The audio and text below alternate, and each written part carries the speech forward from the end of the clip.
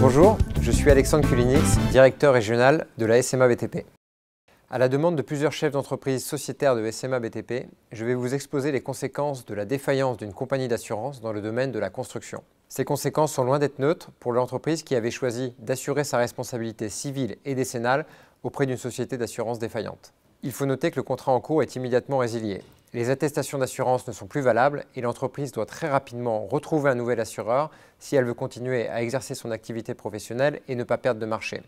Cela engendrera un premier coût supplémentaire pour l'entreprise. Dans un second temps, l'entreprise doit absolument se poser la question du rachat du passif. En effet, les sinistres déclarés avant la date de mise en faillite deviennent des créances avec une incertitude sur leur prise en charge.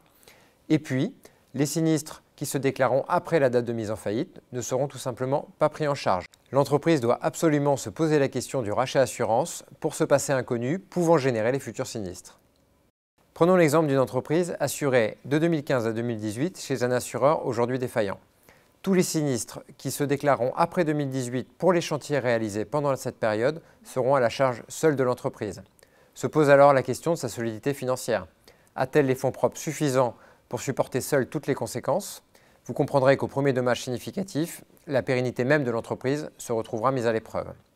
En revanche, si elle a accepté la proposition du nouvel assureur de racheter son passif, ce sera ce dernier qui prendra en charge les futurs sinistres. Ce coût supplémentaire est évidemment non négligeable, mais il assure à l'entreprise un avenir beaucoup plus serein. Enfin, la défaillance d'un assureur peut avoir des conséquences non neutres sur tout l'environnement de travail de l'entreprise.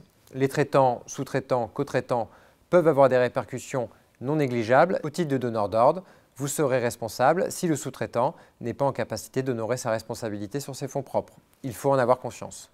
Posez-vous les bonnes questions, c'est un risque non négligeable du marché de l'assurance construction. Il y a aujourd'hui près de 100 000 contrats en déshérence sur ce marché, ce qui représente environ 10% des primes de l'assurance construction. Les équipes commerciales et de gestion de SMA BTP restent à votre disposition pour développer ce sujet et vous accompagner en région.